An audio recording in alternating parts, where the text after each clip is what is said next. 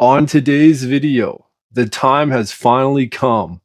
I will be completing this bass that I have been building in my garage for the last 5 months. I'll be putting on the strings, setting it up, and of course, playing it. So let's get into it. Alright, the first thing I'm going to do is I'm actually just going to put some of this fretboard oil on this fretboard. Now this is F1 oil. This video is not sponsored by F1 oil, but I have used this on another project and it works pretty good, so I'm gonna use it here. Okay, I'm just gonna wipe off the excess oil on here. All right, that should be good. Now, I've got this nut that I made. I'm just gonna glue this in place. To do that, I'm just going to use a little dot of this wood glue. That's probably too much. Just a little bit. Now I'm going to get my strings put on here. Now, this video is not sponsored by Ernie Ball. Are they better than any other strings? I don't know. Okay, so I can tell right off the bat, I'm going to have a problem here because I didn't put a bevel on the end of my fretboard. So when I put my high string in here and have it going towards the tuner, it's basically rubbing on the fretboard. So the first thing I got to do now is actually put a bevel on the edge of this fretboard. So we'll take the truss rod cover off. Honestly, we're probably going to have to do a truss rod adjustment once this thing gets set up. So we'll just leave it off for the time being. I'm just going to cover this area with some tape just so I don't wreck it. Now, probably the easiest and most normal way to do this would be to use a chisel, but I got a couple of problems. First of all, I don't have a way to clamp this thing down. Secondly, I literally have some of the worst chisels known to man, and ebony is a very hard wood. So I don't even know if these are going to work to do this, but let's try. Okay, so now I have a bit of a bevel on there. I'm just going to make sure that this works with my strings. And if it does, I'll just give it a quick buff with some micro mesh so it doesn't look ridiculous next to the rest of the fretboard. So as you can see now, the string clears the end of the fretboard. Okay, now I'm just going to polish this up. Okay, so that was 150 grit. Now I'm going to do 220. Now we'll do 320. Okay, now 400, now 600, now 1000 grit, and then this is 1500 grit.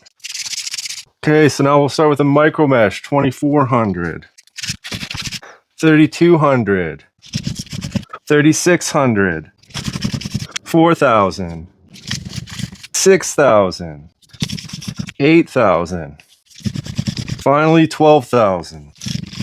And then we'll just give it a little dab of the F1 oil. There we go. Now it's beautiful. Okay, let's get back to putting these strings on here. I'm going to put another dab of glue on this nut just because I'm sure this stuff is dry now. Alright. Normally on a guitar you'd go 2 past a tuner if it's 6 on a side, but because this obviously isn't that set up, we're just gonna guess. I'm gonna say, you know what? Let's just go to here. We'll cut it off. Get this in there. Whoa. Guess we should get another string on here before we try doing that. Okay, so now I got the 2 outside strings on. Hopefully this will hold my nut in place.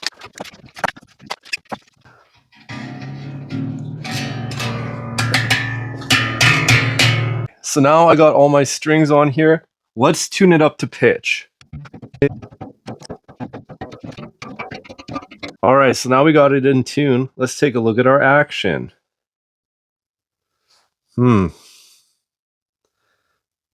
This is some treacherous action. So, there's a couple things we got going on here. First of all, I think the neck is bending forward or bowing a bit. So we'll tighten up the truss rod. The other thing we can do is we still have some adjustment in our saddles. We're just going to lower these saddles down and, hopefully that's good. So the first thing I'm going to do here is just adjust my truss rod. So I'm going to loosen these strings just a little bit.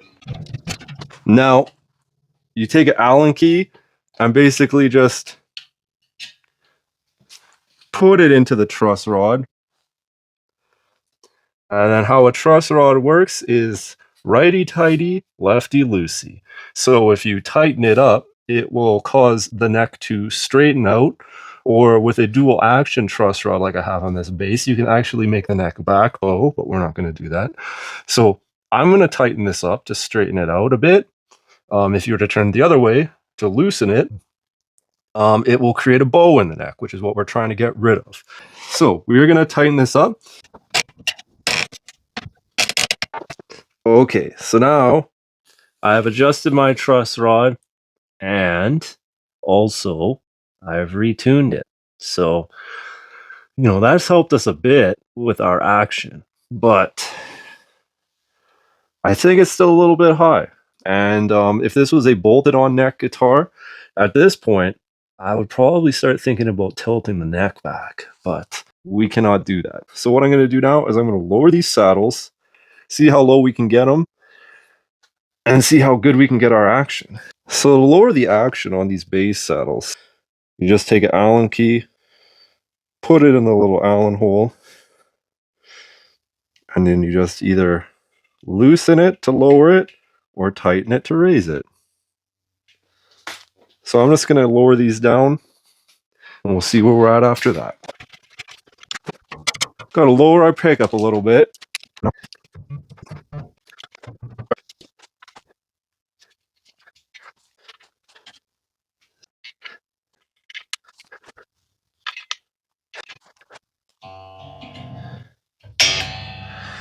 Okay, so after adjusting the saddles and the truss rod, I have some unfortunate news. I'll just come out and say it. I should have put this neck on with a bit of back angle. I put this neck on with no back angle. It is flat with the face of the body. As you can see here, I have these saddles as low as they'll go. I also have the truss rod cranked up so the neck has very little relief, meaning it's pretty straight. With this current combo, I was able to achieve the following action at the 17th fret. 6/64ths on the E string, 6/64ths on the A string, 5/64ths on the D string, and 4/64ths on the G string, which is about as high as I would want to go. Ideally, I would have a bit more relief in this neck. That would work better for my playing style to prevent buzzing. The problem is, when I increase the neck relief, my action goes up. So the way I have it set up now is as good as it's gonna get. It's just the way she goes, I guess. So how could I fix this? The proper way would be to remove the fretboard, steam the neck joint until the glue releases, reshape the neck joint so there's some back angle to the neck, glue the neck back on, glue the fretboard back on, and then fix the finish. Well, we both know I'm not going to do that. So what I am going to do is cut a recess into the body so the bridge can sit a bit below the surface. Not a lot, maybe the thickness of the base plate. But this will create a new problem. I won't be able to load the strings. So I'm going to have to either modify this bridge so the strings pass through the body or just get a new bridge. But I'm not going to do that right now because honestly, I'm kind of sick of working on this thing. And I have a new project I want to get working on. After all, this bass does work the way it is and it's totally playable. So let's worry about setting our intonation. So I recently did a video about setting your intonation. It's actually not really that hard. All you're doing is making sure that the 12th fret is in the dead center of the string. Let's just put it like this. That varies depending on the string thickness. On this particular bridge, you can see there's some Phillips head screws in the back.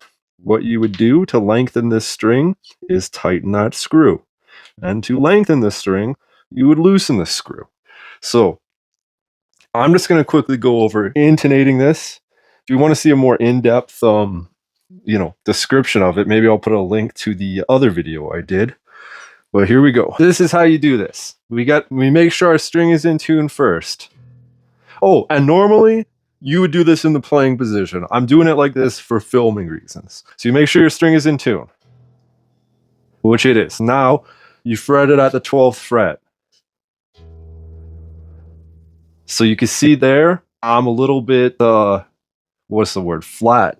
So what I actually got to do in this situation is make my string a little bit shorter. So to do that, I'm going to loosen this Phillips head screw here. Okay, now I'm going to retune my string. There we go, and we'll fret it at the 12th fret.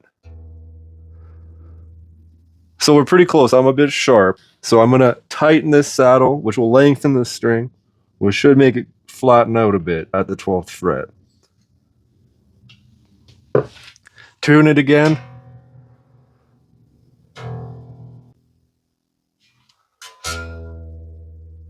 So it's in tune, open, and then it's in tune on the 12th fret. So I'm just going to do that for the rest of these strings and speed it up.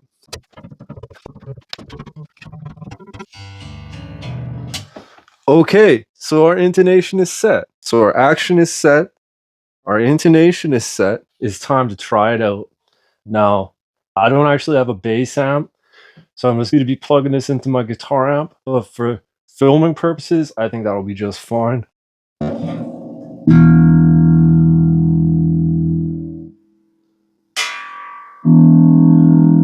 So the volume works.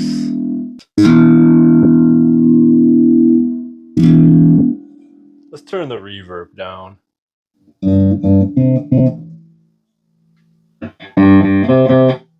So the tone works. Let's just make sure all the frets play nicely.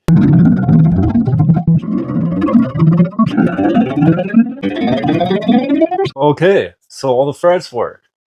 Perfect. Now let's just play it a bit.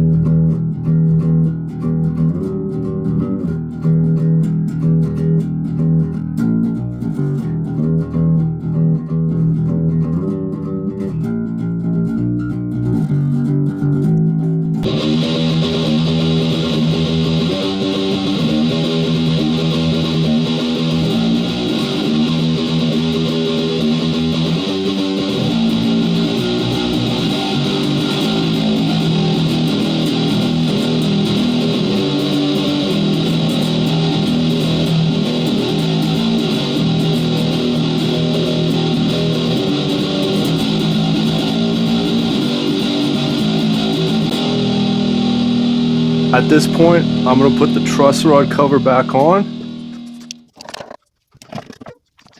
So that's it for this video and this series. To be fully honest, this bass isn't a masterpiece, but that's okay.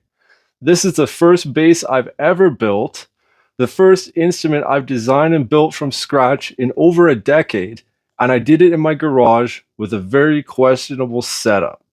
I definitely hit a few snags along the way, but in the end, I have a one-of-a-kind, fully functional bass, and I learned a bunch of stuff the hard way along the way. And with a bit more work, I'm sure I will be able to make this bass truly awesome. But for the next little bit, I'm done working on this bass. I have a bunch of other video ideas ready to go, and I'm looking forward to not being tied down to one project for a bit. So anyways, if you found this build interesting, I want to see how I improve this thing. When I improve this thing, make sure to subscribe. I'll be starting a pretty crazy guitar modification mini project next week, so you won't want to miss that either. If you missed some of the previous videos in this build, there is a playlist here where you can watch them.